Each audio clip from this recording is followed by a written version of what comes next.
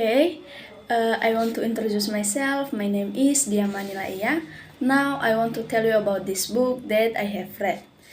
The title of book is The Mindful Way Through Depression, and the author of book is Mark Williams, and the year published is 2007, and there are 2082 pages. And this book have 4 chapter, and every chapter has some part. Before I tell you all about it, I want to introduce this book for you. This book tells us how the mindful way through depression. If you pick up this book, change are these metaphors are not exaggeration. Anyone who has been visited by depression knows that can cause debilitating anxiety, enormous personal dissatisfaction, and an empty feeling of despair. It can leave you feeling hopeless, listless, and worn down by the pervasive joylessness and disappointment associated with longing for a happiness never tasted. Okay, we will going to chapter 1. Chapter 1 is mind, body, and emotion. And this chapter has some part, and the part 1 is why unhappiness won't let go. Okay guys, this is story about Alice for her role in the office. At the time, Alice tossed and turned. She couldn't sleep. It was 30 o'clock in the morning. She thinks about her own work yesterday that passed. And Alice said, "What happened for me?"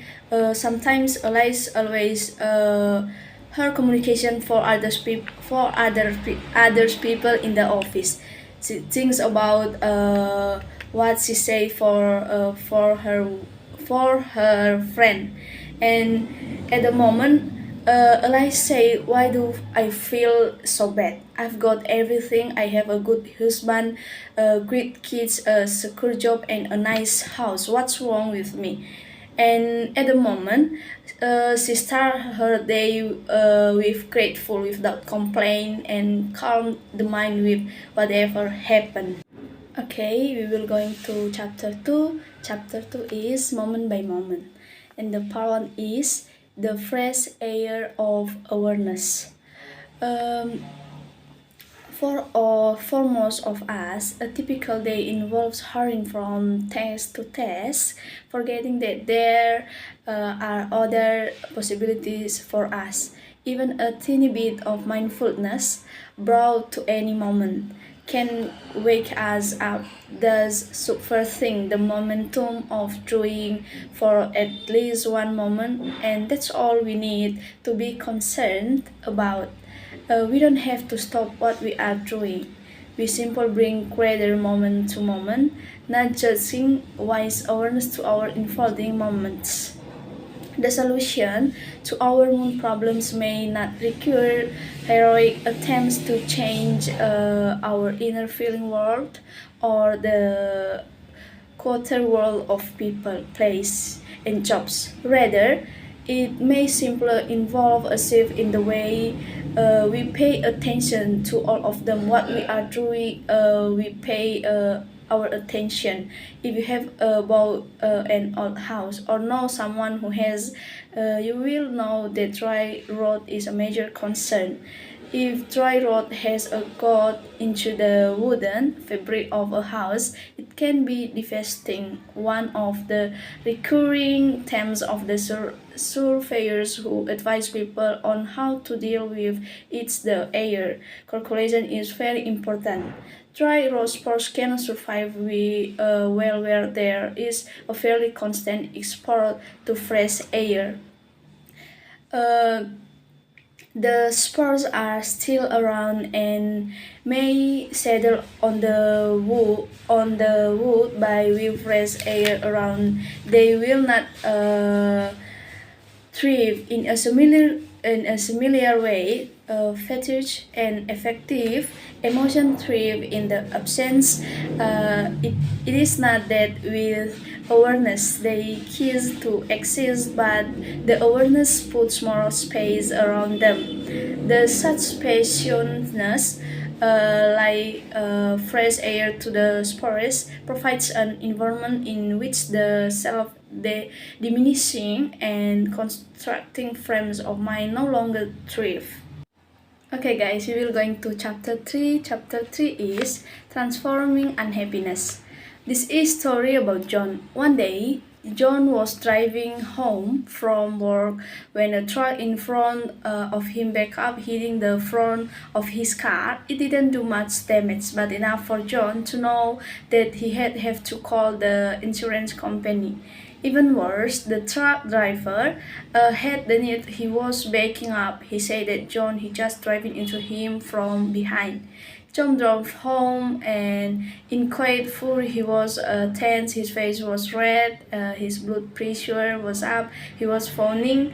When he arrived home, he slumped into a chair and decided not to worry about the car until tomorrow. That made him feel better. Guys, we can learn from his life.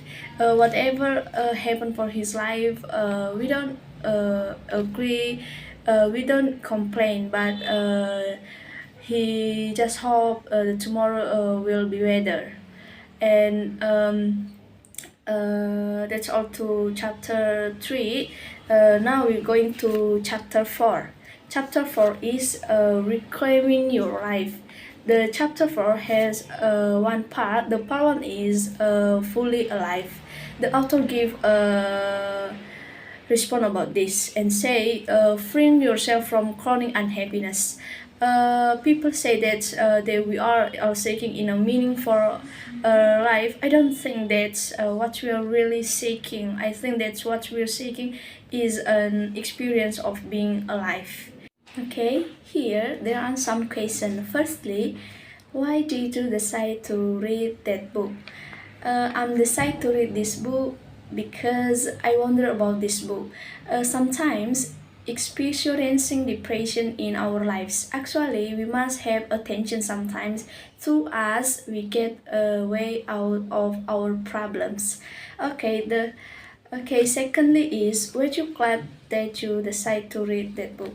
I'm so glad to read this book because this book tells us how to be attentive to depression, and this book teaches various things that are very important for us to know. For example, when we feel fall and hopeless, and this book has many ways for those of us who sometimes experiencing depression. Third is, what did you like best about this book? I like best about this book. There are many things that I found through reading this book. When experiencing depression, we have to think about what is happening. About what I know we are in a parable from the word depression. It is indeed real life. And everyone has depression at a certain time, and we can learn there are many stories of someone in this book, like John's life. And the third is, how difficult was the book for you? Actually, this book is not difficult for me because there are many words familiar for me that I have known before. But there are also words that I have just found in this book. And the last one is, would you like to recommend this book to your friends? Okay guys, I'm really recommend this book for you because this book tell us how the mindful way through depression. There are some way for us to our lives. Okay guys, I think that's all to tell you about this book. Thank you. God bless you.